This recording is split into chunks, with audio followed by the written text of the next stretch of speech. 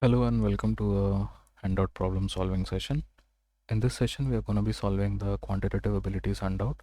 This handout basically is the handout regarding the chapters on numbers 1A. Now, if you have the handout, it will become very easier for you to go back and refer to the questions. If you don't have the handout with you, you can just take a screenshot. Okay. So these are the questions. You can possibly take a screenshot if you want. I'll tell you there are total 25 questions in this handout, 15 questions of the handout and additional 10 additional questions for practice. Okay, we'll try to do as much as we can for this session, and if there is anything that is remaining, we'll do it in a subsequent session. Okay, this was not a very difficult handout as such. Let's start with the first question. The first question says that find the least. I hope you can see that.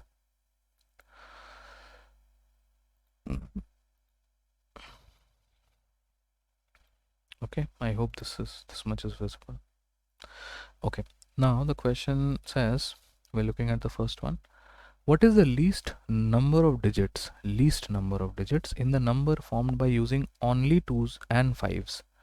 Now, first of all, let's understand one very interesting thing, that if I form a digit by using only 2s and 5s, there has to be at least 2 digits, 2 and 5. Okay, but now they are saying that this number has to be divisible by both 11 and 25. 25 ka divisibility rule, do we remember what is 25 ka divisibility rule? So obviously this is a composite number and there is no such let's say standalone divisibility rule for 25, but because it's a perfect square also, you have to understand that this is the perfect square of 5. So 5 square is 25. Any number that has to be divisible by 25 has to be, so a number, let's say ABC has to be divisible by 5 twice. Okay, you can check this thing. Okay, this is something that I have made just now. This is not a divisibility rule per se for 25, but it is actually generally true for any perfect square as such. Okay, so you can take a number like say 125. Does this goes by 5 once? Yes, it goes 525 times is 125. Now check for 25. Does 25 goes by 5? Yes, 5 5s are 25. So it basically 125 goes by 5 twice. So 125 is divisible by 25. I hope that made sense. Okay. So that is the divisibility rule for 25. Now what about the divisibility rule for 11? Now divisibility rule of 11 is a little complicated. Divisibility rule of 11 says that if a number of the form, let's say ABCD is given, it says that it is the difference. Please listen to this carefully. You can take notes also. The difference of the sum of the numbers from the units digit alternately and the sum of the numbers. So basically this is going to be difference of the sum of the numbers from the units place alternately and the sum of the digits alternately from the tens place. So this is again, this is going to be B plus D minus A plus C. You can write this as D plus B and C plus A also, but effectively the difference is important, and this difference has to be either equals to a 0 or a multiple of 11 if the number ABCD and this pattern D minus B plus D plus B minus A plus C is equals to 0 or a multiple of 11. That is a multiplication divisibility rule for 11, right? So basically the number that we will be forming with those 2s and 5s will have to be divisible by 11 and 25 both. So let's try and understand how we can do that. So the number, obviously I have to put 25 in the last 2 digits. Obviously this much you can understand, and this number obviously at this point is going 25 will go, but what about 11? We have to make sure that the divisibility rule of 11 is also satisfied. So see the number that you will write in this place, so 5 plus x minus, let's say I'm using this as x and using this as y. I don't really need to introduce any algebraic variables into this picture, it's just that I'm using it for your reference. And then 2 plus y. If you see, this has to be equals to 0. This is my first limiting condition. So this is equals to x minus y, has to be equals to how much? This is equals to 5 minus 2 is 3, goes to that hand side becomes minus 3. Okay, or I can also write it like y minus x is equals to 3. In other words, I can substitute as y 5 and I can substitute as x as 2. Okay, so minimum number of digits that I need to form a number that satisfies my this condition of divisibility divisible by 11 as well as 25 has to be 4. So the first one, the answer is 4. Okay, this was this was very visual. Okay, I really don't think that you have to do all of this in your notebooks while solving these type of questions, but again, understand that this is a handout solving session, so we'll revise certain things. Look into the next question. All right, the next question is an interesting one. It says, what is the remainder when the number 52323 523 523 523 till 100 digits is divided by 32?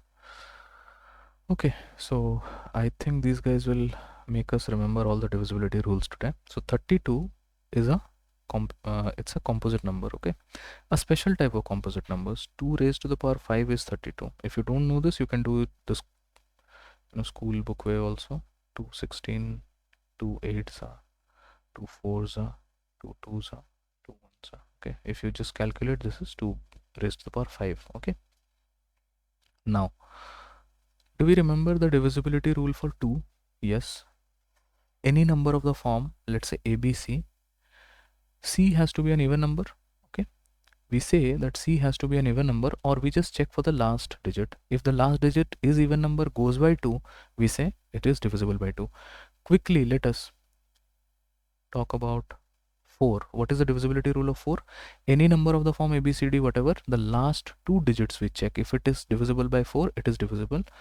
The last 2 digits divisible by 4, the entire number will be divisible by 4. Okay, however long the number is. Similarly, if you remember, for 8, we check the last 3 digits. What is 4? It is 2 square. What is 8? It is 2 raised to the power 3. And just now I said this is 2 raised to the power 5, that is 32. So can you not see that you have to check for the last 5 digits? Okay.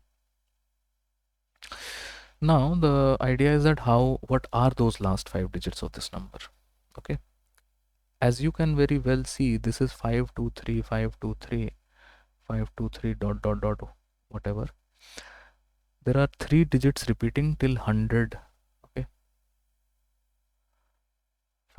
3 digits repeating till 100 digits. So there will be 33 packets. You can see 33 packets of 523 523 523. So the last packet will be 523. This will be the complete packet, and 1 5. This is going to be the 99th number, and this is going to be the 100th number. And let us take one more packet over here, 523. So now can you visualize that what is the last 5 digits? The last 5 digit is 35235. Now when this number gets divided by 32, the question is asking you for the remainder. Okay, at this point people will fret that how shall I find the remainder. You have a calculator and you need to precisely use the calculator. Now you have to understand how you are using the calculator also. So look at this. 32 into 10 is 320, 100 is 3200, 1000 is 32,000. Okay, this is 35,300. So it has to be more than 1000. Okay, so ideally what you should be looking at, or how you should be checking your responses, is that you should multiply this by 1100. If you multiply 32 by 1100, you will realize, you can use your calculator right now, and this number basically comes out to be 35,200. Exactly this much is the number, and we need to divide it by 35235, okay, or 35,235. So can you not see from here the remainder will be actually, because 35, if you pay attention over here, 35 is actually more than 32, because we are dividing by 32 and not, so the remainder actually will be 3, because 32 into 1 will give you 32. So the remainder, ultimately the remainder will be 3. I hope you can visualize that much. Okay, it has become a little nasty over here, but I hope you can see that 32 is going to be the last this thing. All right, so we have so far solved the first one, second one. Let's solve the third one. Okay, this is again an interesting one. This will help us, let's say, recall a couple of divisibility rules. In this one, they are saying that a number of the form a 4 5 6 b and something is divisible by 72. First of all, let's understand what 72 is. 72 is a composite number. It is made by the co-prime pairs 8 and 9. It is very important that you should remember, anytime you break 72 for factorization, it is a good idea that you break it in the co-prime pairs, because the co-prime pairs will help you decipher the divisibility rule. Because if any number has to be divisible by 72, the numbers has to be divisible by the co-prime pairs. 72 will have many such factor pairs, but the co-prime pair is important because the co-prime pair will decide the divisibility rule. So the number, whatever this number is, this number has to both satisfy divisibility rule for 8 and it has to satisfy the divisibility rule of 9. Now at this point, what I will do is I'll retrace the number. So the number is A 4 5 6. Sorry, this is 6. Then B 7 2 and C. Now just now I had mentioned that to satisfy the divisibility rule of 8, just the last 3 digits you need to satisfy. This is already 72, so C can basically take two values. Either it could be 0 or 8. Okay. Now because the question very specifically asks for the least value, so I will assume that C is 0. Okay. Now I need to check for the divisibility rule for 9, because I need to satisfy that also. Divisibility rule of 9 is nothing but the digital sum, or the sum of all the digits of this number has to be either a multiple of 9, and that is it. This is exactly coming from the divisibility rule of 3. The digital sum has to be a multiple of 3 or 3. Let us see what the digital sum is. So the digital sum is 9 plus 6, that is 15. 15 into 17. 17 plus 7 is 24. 24 plus A plus B plus C. Now we have already said that C is 0. So now I'm left with A plus B, and by now you can very well see that to make this number divisible by 9, you need to make the number 27, which is the next multiple of the number greater than 24 that gets divided by 9. 27 gets divided by 9. So effectively the value of A plus B plus C, or the least value of A plus B plus C, is nothing but a 3. Hope that makes sense. Okay. Is there a more elegant way to solve this? I don't know. I don't think so. Now in this question we will be looking at how to express the following recurring decimals into the P by Q form. Now this is something that you should have learned from your, let's say, concept classes that I have given you. You can check that out in the YouTube playlist section. Any number of this form, let's say, okay, any number of this form 0.3892, and there is a bar on the top of 92. That means 92 gets repeated infinite times. Okay, there is a direct way to convert this into the P by Q form. What you do is you write the number as it is. So you write it like 3892. You subtract the part that is not recurring. So can you tell me the part that is not recurring? The part that is not recurring is 38. You write as many 9 as there are, as many 9s as there are numbers recurring. So the numbers that are recurring are 2. So we'll write 2 9s, and as many zeros as the non-recurring digits. So here you have 2 non-recurring digits. So this is what it is. Now this is 3892 minus 38. So 12 minus 8 is a 4. 8 minus 3 is a 5. And this is 38 by 9900. Yes, you can further reduce this, because obviously this will go by some factor. At this point, I'm really not interested in that. After this, the reduction I am pretty sure you can do on your own. So the first part of it gets solved. Now let's look into the next bit. So, okay, this one, I don't know if you guys would say that this one is going to be difficult or not, because this is just a little bit different representation.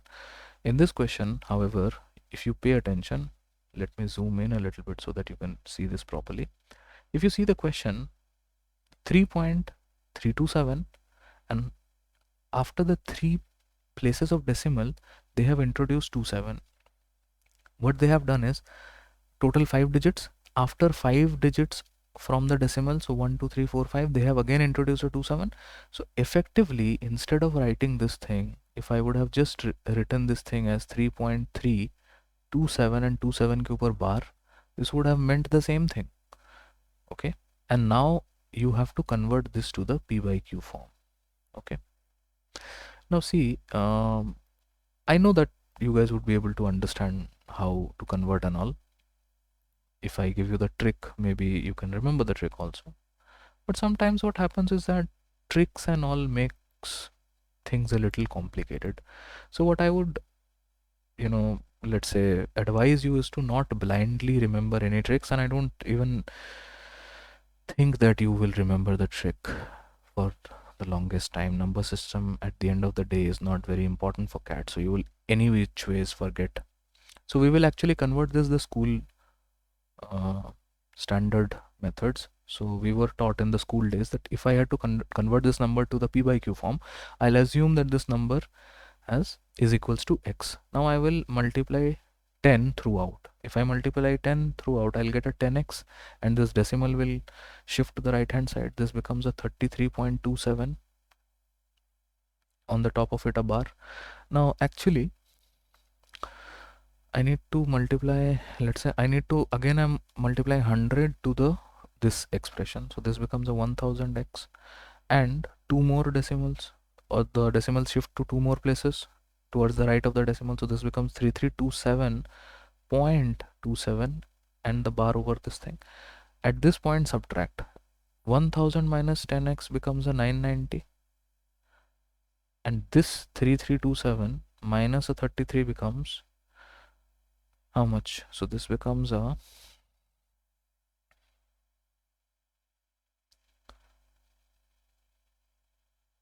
this becomes a 3294. Now at this point you have to be a little careful, because if you write x, you will get 3294 by 990. Now 3294, if you pay attention,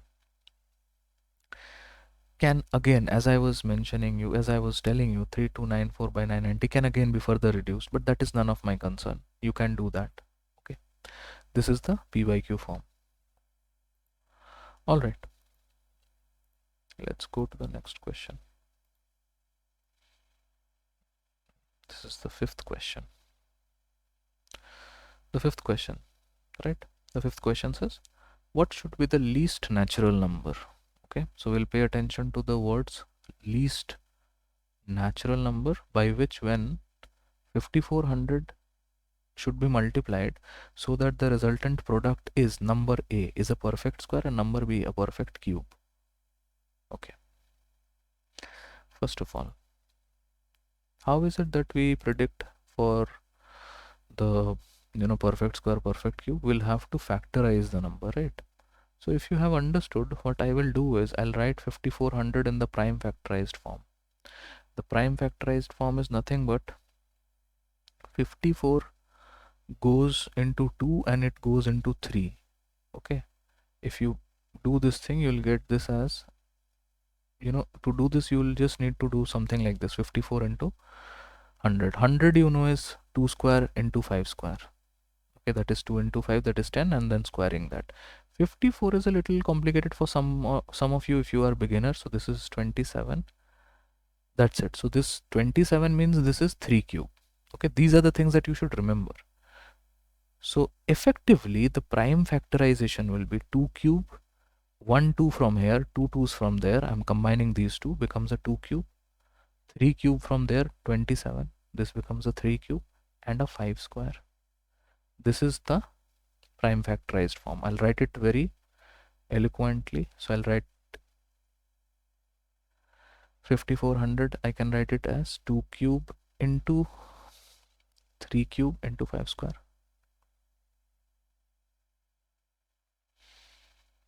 At this point, the first question is asking me to give multiply something into this so that this becomes a perfect square. Okay. I need to make it a perfect square. How can I make it a perfect square? First of all, see that 2 cube and 3 cube, they are not perfect square here, they are perfect cubes. So what I will do is I'll try to write it like this: 2 square into 3 square into 5 square. If the prime factorization were like this is already a perfect square. But the problem is that there is a 2 and there is a 3 already, sitting over there. In other words, if I multiply this thing, or let's say, what should we multiply so that this becomes a perfect square? There is a 2 and 3 that is sitting over there. All I need to do is multiply a 2 and 3, extra 2 and 3 to this thing, so that this becomes a 2 square and 3 square. So again, the entire thing will become a perfect square. Everything is in square terms. So what is it that you have multiplied extra? You have multiplied 6. So the first question, the first answer is going to be nothing but a 6. Hope that made sense.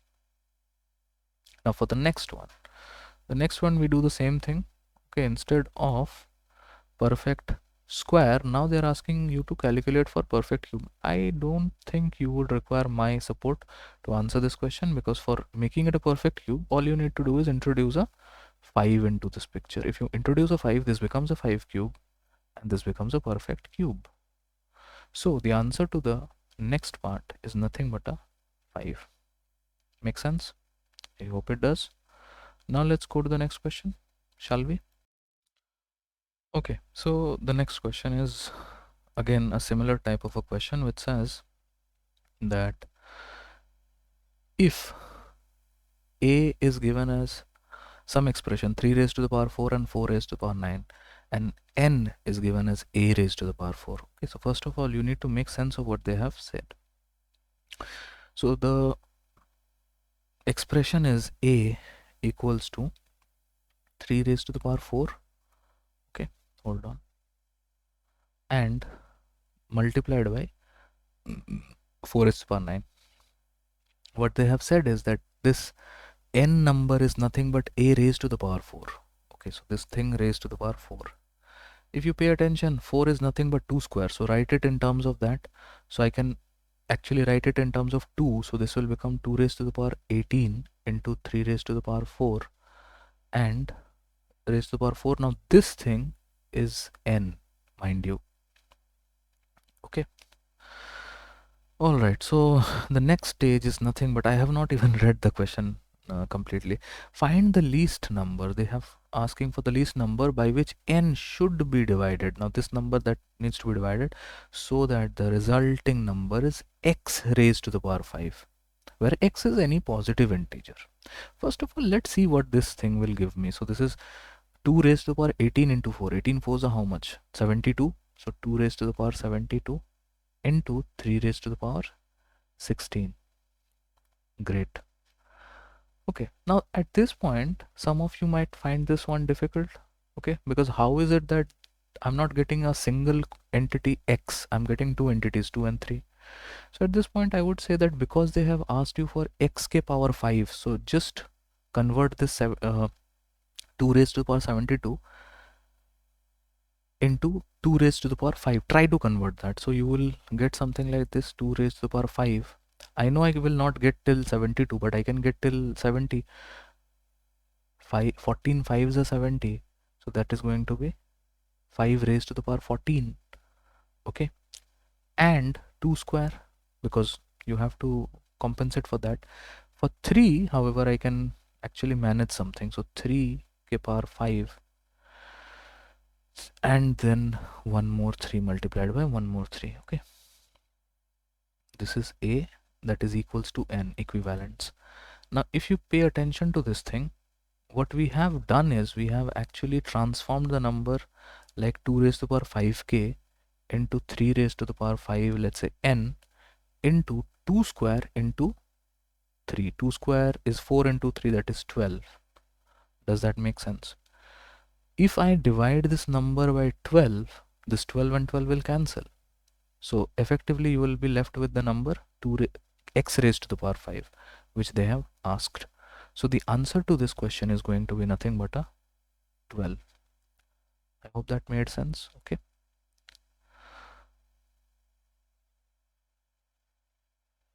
This is the answer to this one, 12. Okay, so first, before proceeding further, I would just like to say that if you have come so far and if you are enjoying the session, if you understand my methods of solving, I would just say please like the video and please comment that you have reached thus far, and yeah, that will really encourage me to design more videos like this. All right, so the next question is about a number that is given to me, that is 150, and there are a couple of questions that have been asked to me. If you see, I have also highlighted couple of questions: sum of the factors, product of the factors. Now I'll tell you why I have highlighted them, but let's start by solving the first two pair of questions that are very easy, I guess. So the question is, we need to find the number of distinct prime factors for 150. Okay, all right, so how is it that we can how is it that we calculate number of distinct prime factors? So basically what they are asking you is to find out how many primes are there in the factorization. I'll repeat myself slowly. How many primes are there in the factorization of 150? Now again, I have told you that just bifurcate this 150 into two parts, that is 10 and 15. 15 you can further do 5 and 3, and this you can do 5 and 2. So if you pay attention, this is nothing but a 5 into 3, 5 into 3 and 5 into, sorry, 2 into 3 into 5 square. Okay, now can you see how many primes are there? There are just 3 primes, right? Don't say that there are 4 primes because of 2 5s present there. 4 primes would be the case when you would get a 7 in this. So far I'm only getting 3 primes, so that is 2, 3 and 5. So the first answer will be 3, the number of distinct prime. Now they are asking you the number of factors. How is it that we calculate the number of factors? The number of factors is calculated, so it is calculated 2 raised to the power 1, 3 raised to the power 1 and 5 raised to the power 2. The number of factors is calculated like this. So it will be whatever is the, so we have done the prime factorization over here, 2 raised to the power 1 into 3 raised to the power 1 into 5 raised to the power 2. Now what you need to do is to find out the total number of factors. I'm writing it as TF. You will do 1 plus 1 multiplied by 1 plus 1 for 3, and will multiply 2 plus 1 for 5. So this is 2 into 2 into 3. 2 into 2 into 3. So this is 4 into 3, that is 12. Okay. So the next one is 12. I hope that is clear. If you have gone through the concept videos, I have explained this thing in much details how we have arrived at this thing, but it is very much advised that you should remember it through the formula itself, because I hardly think that you will require the logical way to come at the number of factors. Okay, you should remember this by heart. Next two questions are, hold on, so this is 3 and this one is 12. These next two questions are very interesting. These two questions I don't think you will ever learn anywhere other than the particular institute that I am solving the handout for. I would not go so far as to say that you will not find the concept anywhere, but then again, these concepts are only tested in the handouts from this particular institute itself, right? So what you need to understand is that this is the concept of the sum of factors. So please write the heading. Okay, if you want to write the heading, you can write sum of the factors. Okay, first of all, for that we need to find the prime factorization. I'm writing the prime factorization over there. The prime factorization is 2 into 3 into 5 square. For your convenience, you can write it like this, but again, not required. 2 k power 1, 3 k power 1 into 5 square. Okay, for the sum of the factors, what you need to do is you'll need to write it like this: 2 raised to the power 1 plus 1, that is 2, minus 1, divided by 2 minus 1. Okay, multiply this thing. 3 raised to the power 1 plus 1, whatever is the index plus 1. 3 raised to the power index plus 1, that is 2 minus 1 by 3 minus 1. And similarly 5 raised to the power index plus 1, that is 3 minus 1 by 5 minus 1. Okay, so this is going to be 4 minus 1, that is 3. 3 by 1 into 9 minus 1, that is 8 by 2, and this is going to be 124 by 4. I hope that is it. 4 2s are 2 and 2 cancels. This is going to be 3 4s are 12. This is 7 and this is 372. This is the answer. Now at this point you might be thinking, sir, can you give me a logical explanation as to where exactly this method of 2 k power 2 square minus 1 and all that has come from? Okay, I will not give you a logical explanation in this session because it's a handout solving session. It will take me almost equivalent to, let's say, 20 minutes to explain it logically, because some of you beginners will not even understand the idea of geometric progressions. We will be using something called as a geometric progression for finding the sum of the factors, and I'll have to do a lot of discussion. That is really something that I can't do for this particular session. So go to the concept classes and learn it over there. Okay, now again, for those of you who are looking for the product of factors, now product of factors is also an interesting one. Please give headings.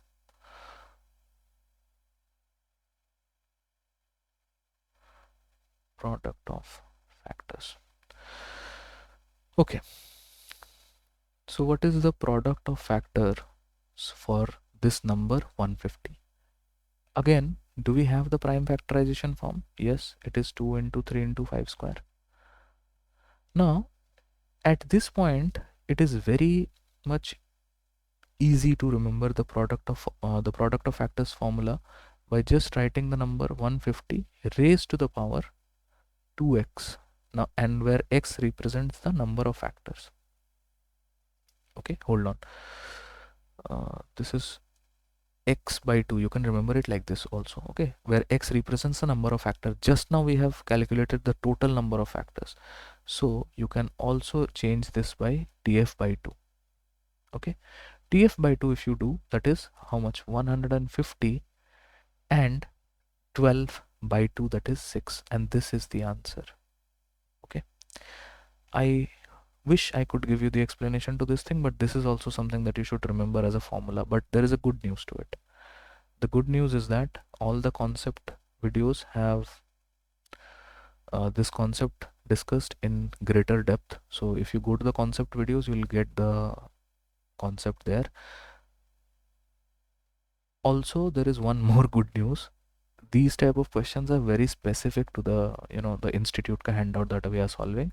They will not be tested in CAT as such. Numbers anyways is not very, it has lost the charm that is it had, let's say, 5 or 10 15 years ago, right? With that being said, I think the first part is over, and let me take you back to the handout that I had with me. So we have solved so far 7 questions, right? And these are the next questions that we need to answer.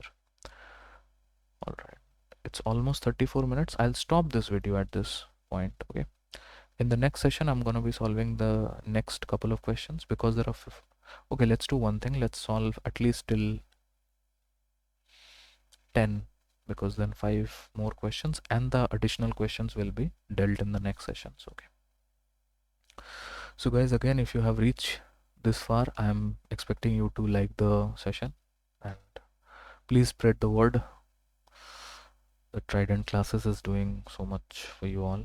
Okay, again, a similar type of a question, but this time again we are supposed to find out the number of odd factors and stuff, right? So the number that is given in front of us is 360. Okay, and we need to make sense of couple of the questions that have been asked to us. So for 360, the number of odd factors, first of all, let's factorize 360 into the prime factorized form. Again, if you are let's say if you're facing difficulties factorizing it, you can do it the school way. You can do it like 2 ones are 2, and then you will have 1 and then 180 and so on and so forth. That is great if you have a problem. But then, at this point I would say just split it like this: 36 into 10. 36 is again nothing but a 9 fours are 9 4 is 2 square 3 square. So this is 2 square, this is 3 square, and this is 2 into 5. So effectively this is 2 cube into 3 square into 5. So you can very much get at, so what I'm telling you is that you can do this mentally also. This thing I don't think will take more than 5 minutes. 5 seconds, sorry. So this will take only 5 seconds. So let's write the prime factorization over there. It is 2 cube 3 square and 5.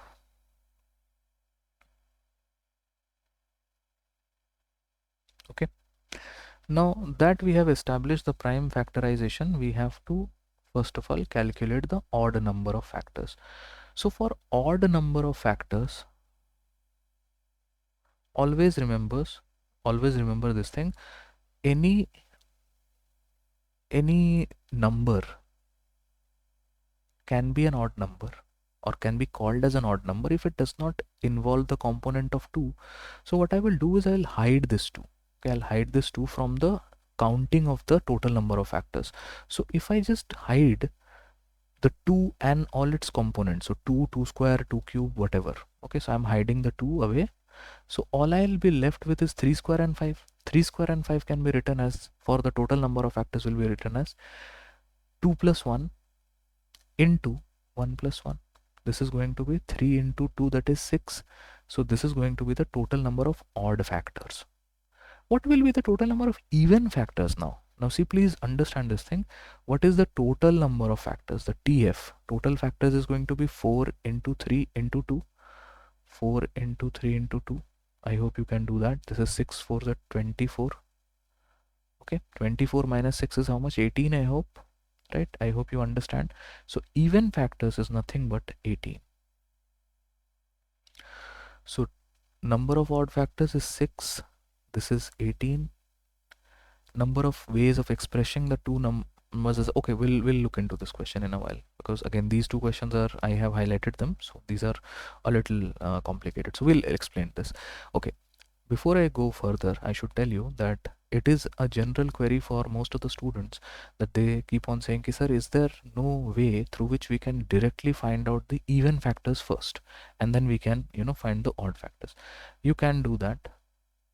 As a matter of fact, it is possible, but then I don't think it is feasible, because you will have to take some cautionary steps. It is always an advised procedure to go and firstly find odd factors, and then from the total number of factors subtract that, so that you get the even number of factors. Okay, now we'll look at the next two questions that are there. Find the number of ways of expressing the number, which is 360, as a product of two factors. So please understand, what they're effectively asking you to do is that if I have the number with me like 360, how many factor pairs can you design? So 1 360, 2 180, and so on and so forth. If you are a little observant, you would realize that the total number of factors, hold on, this is not the total number of factors, the even factors, right? The total number of factors were 24, right? The total number of factors were 24. So in how many ways can you make a group of 2? Just divide this 24 by 2, you will get 12. So 12 pair of numbers will get, and in those 12 pairs we can express the given number as a product of two factors. So this was an interesting one. Uh, this was not at all difficult. You just had to understand it. For this you needed the total factor, and that's why you needed the prime factorization any which ways. Okay, now let's look into the fourth question. This has some, let's say, quality. All right, so the question says that the number of ways of expressing the number as a product of two co-primes. Now this is an interesting one. As I have told you already that 360 will have many pairs, but there will be some unique co-prime pairs. How many unique co-prime pairs? Now the question again boils down to how many. So there is no way predicting or anything. We can't predict because that will be a challenging task. There is a formula to this thing, and I am expecting you to remember this as is, because the handout itself is taken from the institute material, and the material basically tells you to remember the formula like 2 raised to the power n minus 1, where n basically means the distinct prime factors in the factorization. You should keep a note of this thing. At this point you should ask yourself that how many distinct prime factors were present in the factorization. Obviously there are 3, so this is going to be 2 raised to the power 3 minus 1, that is 2, or 4. So the answer to this question will be nothing but a 4. This is 12. Okay, all right, great. Right, we are going in a good pace. Let's go to the next question, shall we? We've understood pretty much a lot so far. Let me zoom in a bit so that you can see this clearly. Find the number of positive integer co-primes to 480 and less than it, and also find the sum of those numbers. Now this is again one of those questions that will basically test some amount of understanding and some amount of learning also, right? So either you can appreciate it through the books, you can go back to the books, or you can go to the concept classes. If you haven't gone through the concept classes, I don't think that these questions will make any sense to you. Okay, so as a matter of fact, I'm just keeping this as blank. I'm gonna solve this in the next session. Okay,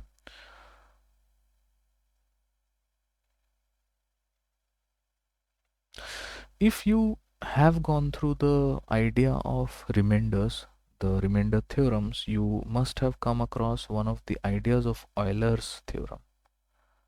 Okay, and in the Euler's theorem there is an idea of this totient function. Okay, so we call this phi of x. Okay, this phi of x as the totient function of a number. So any number, for example this number 480, numbers co-prime to it and less than it, we can very easily calculate it with the totient function. And the idea is pretty simple. All you need to do is just pay attention to the prime factorization of 480. Again, I will not repeat it again and again how we factorize 480. I'll directly write it. The prime factorization of 480 can be written as 2 raised to the power 5 into 3 into 5. Okay, so the distinct primes that are present are like this. So the totient of 480 can be written as 480. Okay, 480 into 1 minus 1 by 2, that is the 1 minus 1 by 2, that is this thing. Okay, so I'll directly write it 1 minus 1 by 3, that is 2 by 3, and 1 minus 1 by 5, that is 4 by 5. Okay, now at this point you would realize that 3 will cut this number, 3 ones are 3, and 6 18 160, and 5 will also eliminate this. 5 3s are 15 and 2s are, so 32 into 4. 32 into 4 will be the totient number, or the, let's say, number of the co-prime, this thing that comes out to be 128. Okay, co-primes less than 480. These are the total number of co-prime numbers that are less than this thing. Now please understand, because we have been asked to calculate for the sum of those numbers, so what you need to do is, at this point you should remember it. It is nothing but the formula is 128 into the number, that is 480, by 2. So this basically comes out to be 3 20,720. Now again, I think I really don't need, I said that I'll explain it in the next session, so I will explain it in the next session. But for those of you who just want to, let's say, कि sir बता ही दो ना कि next session में, तो मतलब उतना सब्र ही नहीं है हमारे पे, तो I'm saying कि we'll explain this thing in greater details in the next sessions, but just for the handling your curiosity, I said that I have done this, right? If you want to, let's say, remember a formula for this, the formula is pretty simple. It's n by 2 into the totient function of that number n. So this is the formula that you can remember. But again, I know for a fact that you will not be able to remember this thing, right? All right. Let's go to the last question of this session, the 10th one, and then we'll conclude the session. I hope you have enjoyed so far. Now, the last question, right? The last question says, how many natural numbers between 100 and 300 have 3 factors? First of all, please understand, just now I have mentioned that any number a raised to the power p, let's say a, this is the prime factorization of a number n. The total number of factors will be dependent on what? So this is nothing but a p plus 1 if it has just one prime. Okay. The question very specifically asks us for 3 factors. How can I have 3 factors? If p is equals to 2, so if this is, then only I can get 2 plus 1, that is 3. I hope that makes, this is total factors, mind you. So total factors will be 3 only in the case of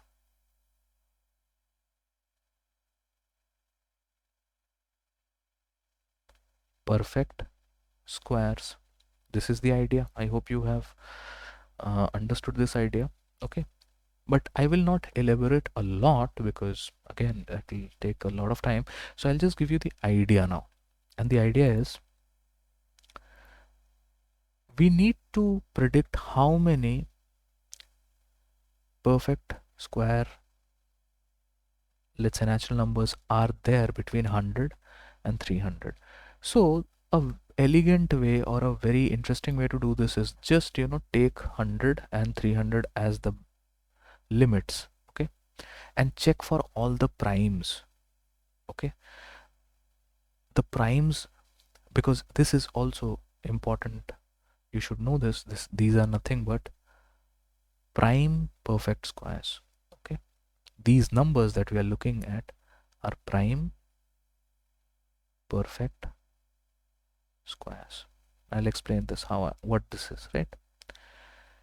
If you check from 1 to 10, the number of prime numbers from 1 to 10, the perfect prime square, 4 is there, 9 is there. 4 ka square is 16, 9 ka square is 81, does not satisfy. If you see this thing, 1 to 10 does not satisfy. Then we have 10 to 20. 10 to 20 ke beech mein, let's see what happens. Okay, 10 ka square is 100 and 20 ka square is 400, and that is pretty much in my limit. But please understand that this 400 is a little beyond 300, so we'll have to make sense of that. At this point, you should ideally see that because they have asked natural numbers between 100 and 300, 10 is also not allowed. So the first prime number that will be allowed is 11. 11 ka square is 121. And the last one will be 17, because 17 ka square is how much? 289. Understand that this 289 is allowed, this 121 is allowed, 11 and 17 are not allowed. I'm just using it to make my case for between 100 and 300. Okay, all the numbers, anything less than that, can 10 be allowed? 10 ka square is 100, not allowed, because this is in the boundary, this thing. And what about 18 ka square? 18 ka square, tell me, do you remember 18 ka square? 18 ka square is 324, again not allowed. 324 is not allowed. So how many prime numbers between, in that 10 to 20 ke range mein, how many prime numbers are there? So there is 11, there is 17. I can think of one more prime number between 11, from 10 to 20. 10 to 20 prime numbers, 11, 13, 17. That's it. And these prime numbers ka square, if you see, will be in the range of 100 to 300. So they have asked us how many natural numbers between this and this have 3 factors. There are just 3.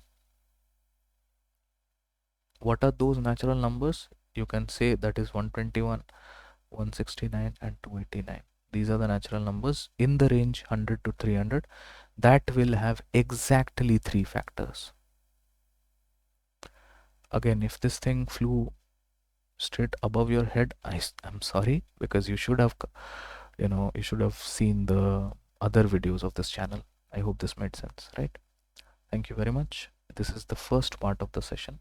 In the next session, I'll be completing the next set of questions. This is me. I'll not name myself. Signing out. Thank you.